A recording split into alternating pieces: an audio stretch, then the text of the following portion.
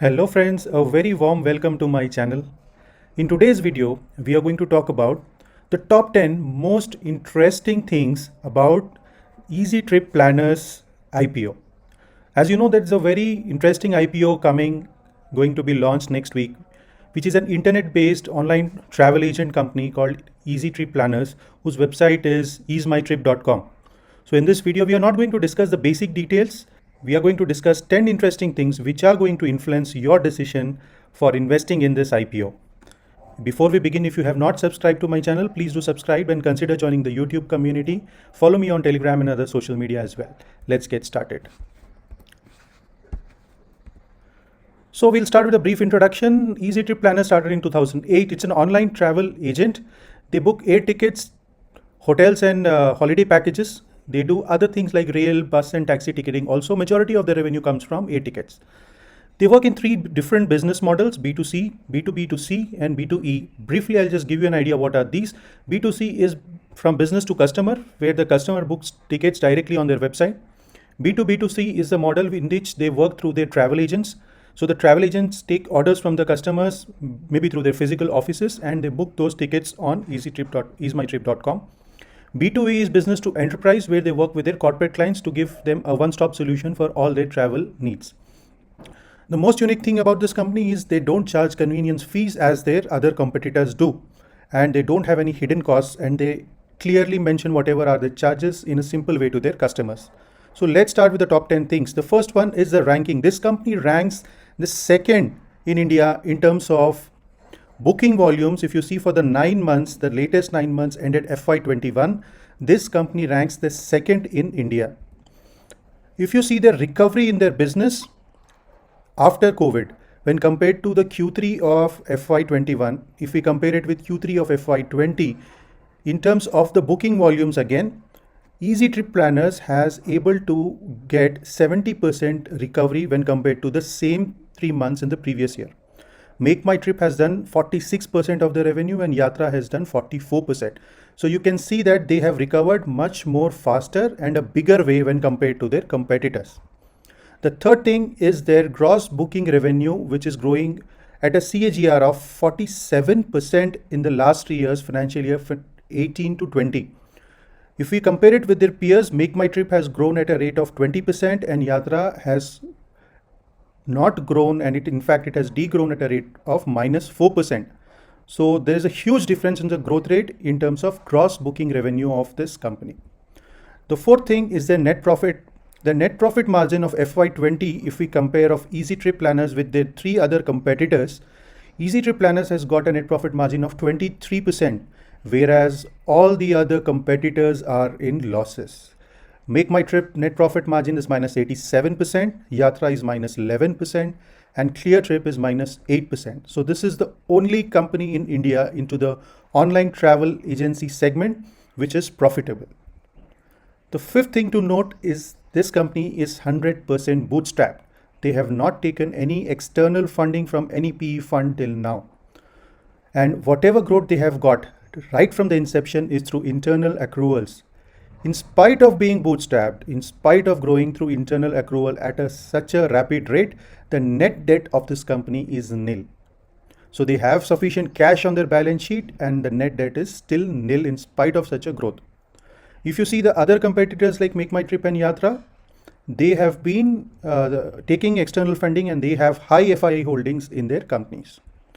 The sixth thing to note about them is their segmental revenue. Out of 100, 94% of the money is coming from the air ticketing.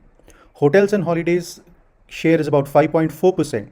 One interesting thing to note here is compared to the earlier year, financial year 19, where hotels and holidays percentage was about 2.7%. This year it is almost double to 5.4%. So they, in spite of the entire, compared to the entire share, the hotels and revenue is only 5.4, but going further in the future, they plan to focus a lot on hotel and holiday packages and increase the share of revenue. The seventh thing about this is that they don't charge any convenience fee. This is something is you can call there is their economic moat or USP, but this company does not charge any extra fees over and above what you pay to the airline for the ticketing service which you pay. So the customer has an option not to pay the convenience fee. In spite of not paying convenience fee, not charging convenience fee from their customers, still this company is in profits. And in spite of charging the convenience fee, the other companies are in losses.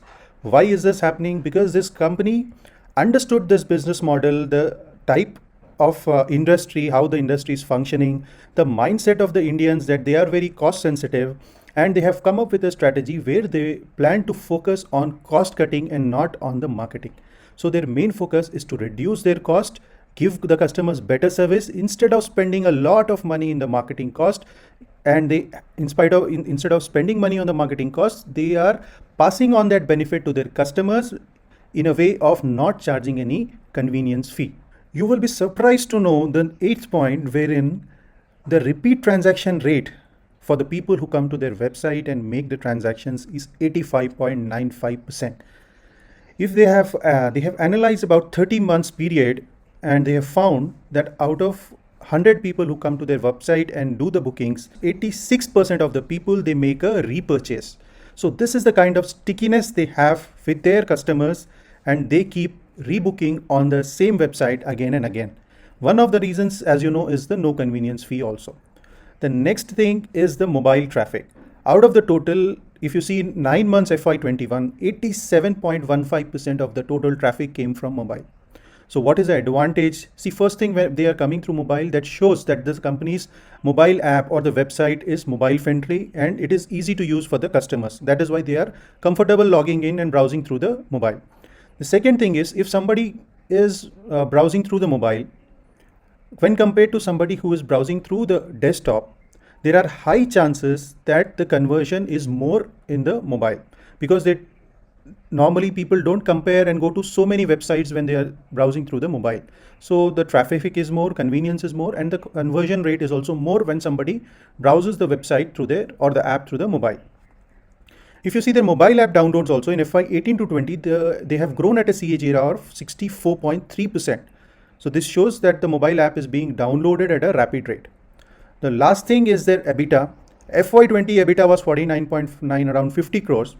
In spite of the COVID situation, in 9 months FY21, they have clocked an EBITDA of 43.4 crores, and still there is a quarter to be added to this. So in spite of such a downturn and such a situation going on in the industry, clocking such an EBITDA is, as per me, a good achievement for the company. So these are the 10 important things you should know.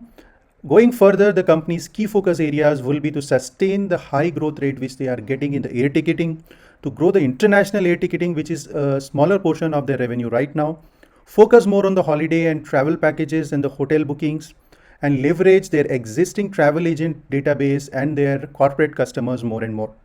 So this is about Easemytrip planners. I hope you like the video and the 10 important things which we have discussed. I'm sure you'll take the right decision of investing in the IPO. Thank you for watching. Follow me on social media and Telegram as well. Subscribe to the channel. If you like the video, do hit the like button and share your opinion about this company's IPO in the comments. Thank you for watching and have a wonderful day.